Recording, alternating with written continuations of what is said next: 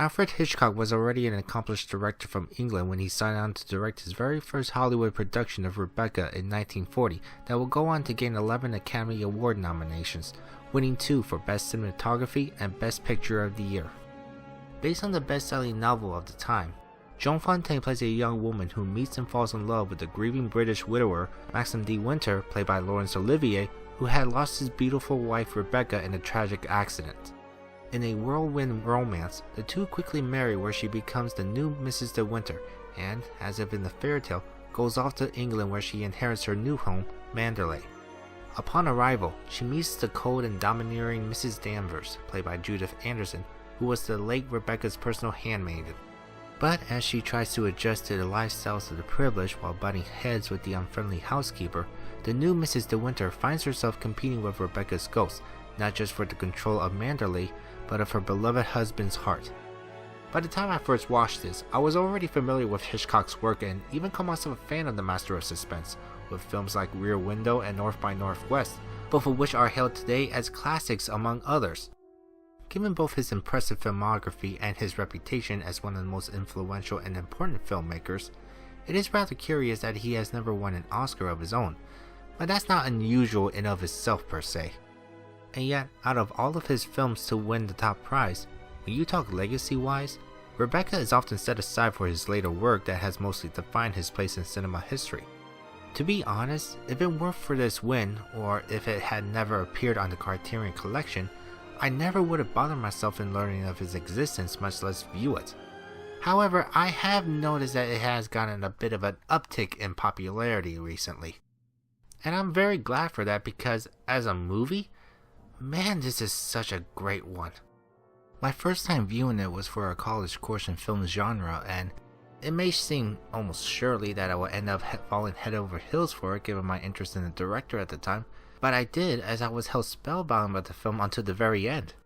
Even after all these years as my interest in Hitchcock's work have waned lately, and even find them a bit corny at times, Rebecca, I feel, is really one of his better and interesting works that I've seen, and one of the best mystery stories that I've ever watched on film. The first act is all about introducing to the two romantic leads and the relationship they develop that feels remarkably genuine. They're like two lost souls, Maxim inconsolable with the death of his first wife, and Fontaine's character, who we never learn of her name, is stuck in an unsavory job of being a paid companion to a high-class woman. It can be rocky at points with how cold Maxim treats her, but there is a believable chemistry that when they decided to get married, the love that the two feel for one another do feel genuine, which will help in setting up the second act and eventually stringing along into the third act. As they arrive to Manderley and the new Mrs. de Winter is introduced to Mrs. Danvers, it'll set the story into motion and reveal mystery that will make it very hard for me to discuss the plot without revealing too much.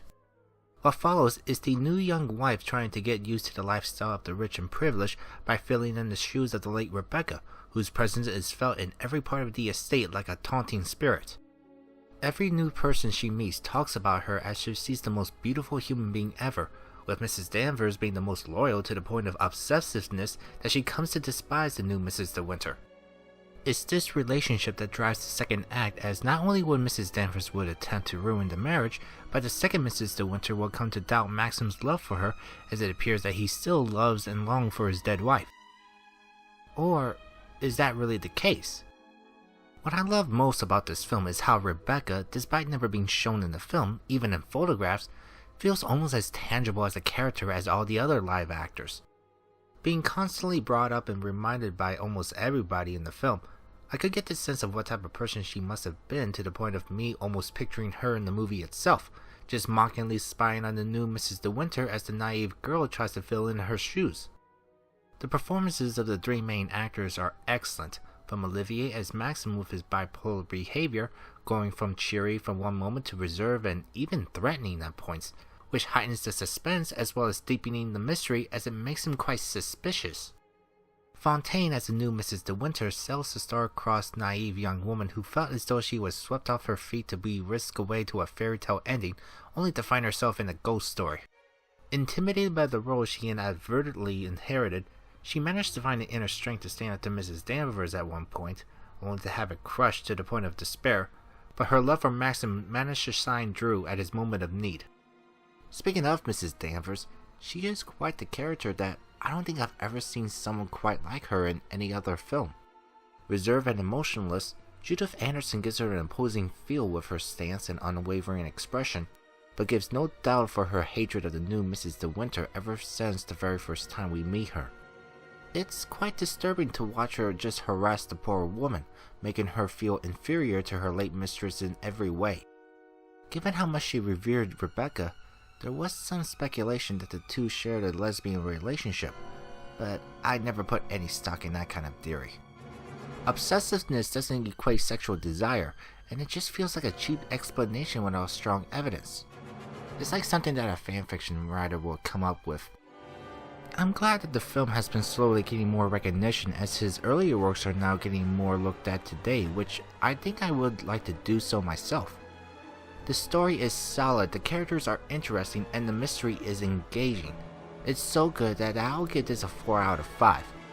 The only downside is that once you see it for the first time, you can never recapture that initial feeling that it can dampen the experience a bit with each viewing.